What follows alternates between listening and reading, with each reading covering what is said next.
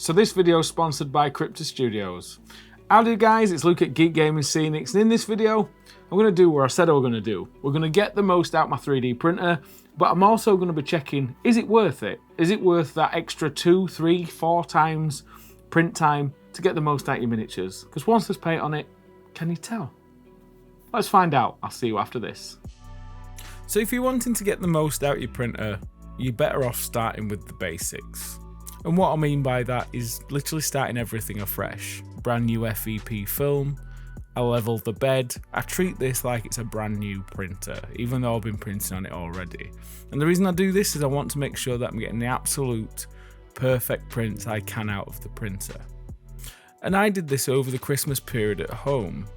The reason that I took it home is this can take quite a while, because you're running the Amira Labs test prints or whatever test print you want to run multiple times, and with me printing down as low as 20 microns, that takes a while. It can take up to 3 hours of print depending on your printer settings. And the test print that I liked the most was the 1.5 seconds. Now it wasn't perfect, but it was close enough to start printing models. And the models that we're going to be looking at is the models from Crypto Studios. The reason that I'm using these models is because they offer the most detailed models that I've ever seen. And the reason for this is they're digital sculptors for video games like Gods of War, Diablo, Warcraft. Crypto Studios are offering exceptional quality digital STLs for you to 3D print at home. If you subscribe now, you'll get a remarkable bundle of highly detailed minis ready to print in 32 and 75mm scales, and it's only $15 a month. And with my link below, you also get a following discount. Go check out the latest bundle, it's called The Blemish of the Twilight Forest. These models are gorgeous. And thanks to Crypto Studios for sponsoring this video and being able to make it happen. Remember guys, enter the crypt. So you've printed off your models from Crypto with perfect print settings. The next step is cleanup. Cleanup is the most important after printing, because leaving a little bit of resin on there makes the model a little bit softer. So I use 2 pots of methylated spirits. One with well used meths and then one that's pretty clean, and then you get exceptional clean miniatures the first time round. Base exposure is also important, so you're not going to break the models getting them off the build plate, and you should be able to get them off pretty easily. Now, cleaning supports off the models is very simple nowadays with good supports like this. Dipping them in hot water makes them very easy to remove. If there's any very delicate parts of a model, I always find it's better to pre-clip, and then when you dip it in the hot water, the supports just fall away from the model. However, you can be left with a few connection points that haven't come away. I always try using a soft bristle brush first and brush away what I can with that, and any stubborn little ones that are in the way, use an X-Acto or just a little blade to break them away from the model. And this is one thing that is neglected from a lot of 3D prints. It's why I get Josh to do it, because I can't be bothered. But it is a serious thing that you need to do to clean the models up. They're that detailed, so it's best to show that detail at its best. So clean your models up and don't damage them. So we printed off loads of models at 0.2, 0.5 to see if we could see a difference. And in person, it was quite hard to tell at first, but when you started looking, you could really start to see that the 0.2s rendered so much better on the smaller models. They're just absolutely outstanding. The level of detail that Crypto Studios has put in these models is just ridiculous. Now I will add, the 0.5s did look okay in person, but when you start looking at them on camera and when you start painting them, you start to notice they feel quite different. And this macro shot really shows off the difference. And this reinforces how the model feels when you're painting it and seeing it in person.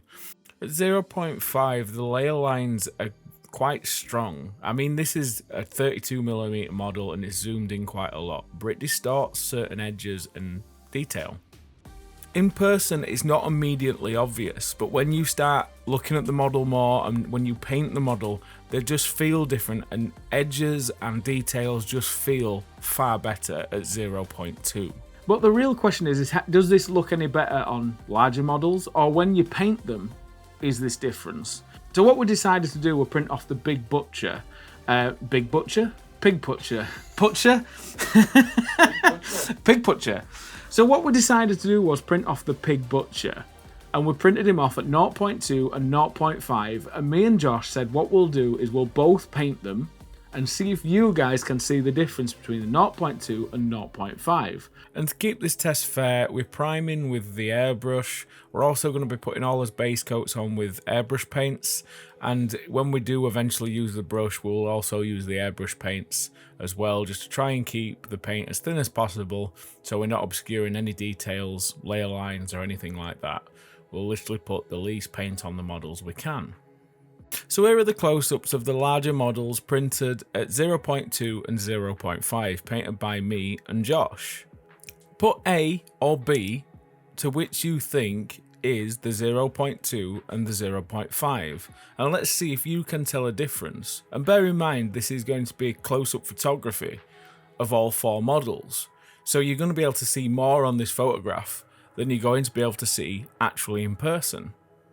And at models that are standing around 60mm height, so anything ogre size and upwards, I don't think it really matters, as in the differences are very, very subtle. There is more sharpening at 0.2, but is it worth the extra print time? Let me know in the comments below on these larger models. So on the larger models, I can see a difference because I've been sat staring at them for a couple of hours, and the 0.5 is slightly softer. Okay, it's like the ropes, the fingers on the ring chain, things like that are just not as detailed. But when you put them at arm's length on the table and you put them down, you can't see a difference. But if you sat actually looking at it while you're painting, you can see a definite difference. Printing at 0.2 on larger models makes a massive difference in the final detail, and I didn't think it would with it being a bigger model. Now on the smaller models, these 32mm models have captured an awful lot of detail, and to show what the detail actually looks like, we've printed it out at 75mm as well, and it's actually shocking that it's almost identical in quality.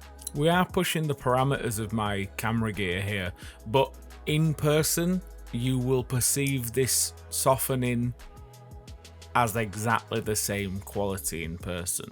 On camera it does look a bit softer, but it's because we've had to crop the hell out of these pictures.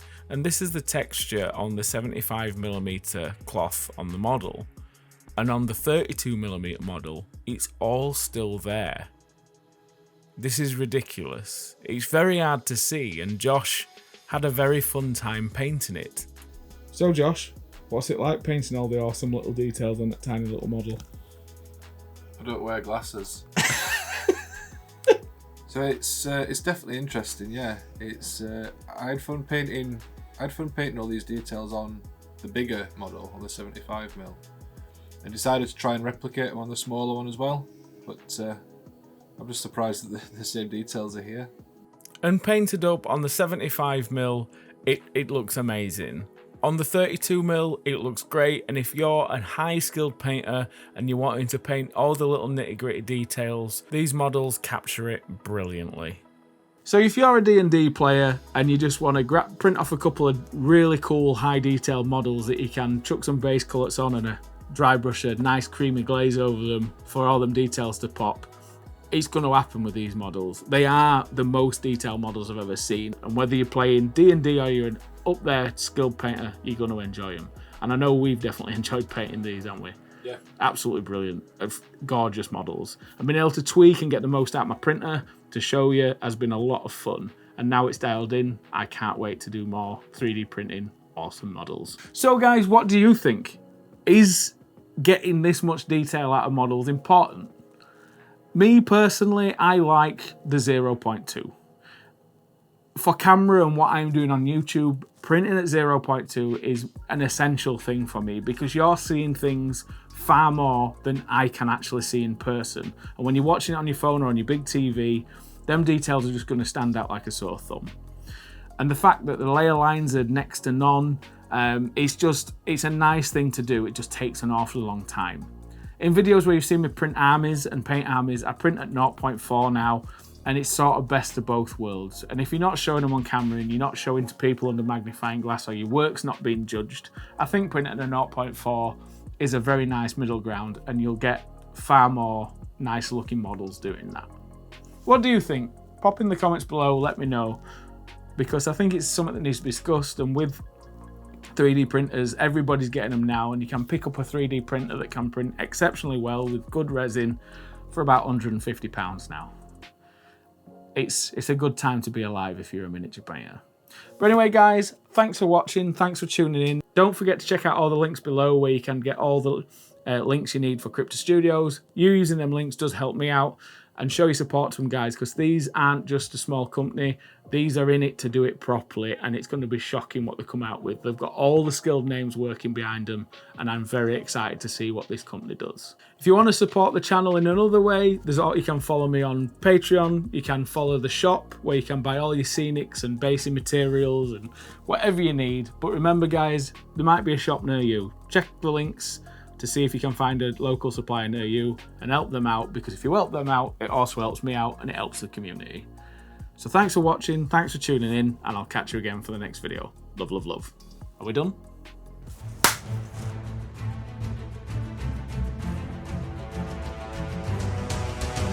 Welcome, adventurers.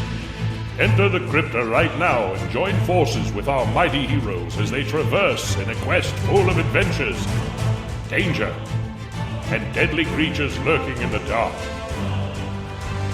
Experience our bundles of highly detailed premium miniatures in a fascinating fantasy world, both in 32mm and 75mm scale, perfect for painting and playing. And don't forget our tabletop modules in our Crypta Archives magazine, all included for only $15 a month. Sign now! Hey Luke, I am the Crypta Keeper, and thank you for this amazing video. We are giving to your subscribers a 30% discount in all our previous bundles with the code LUKE7HV4.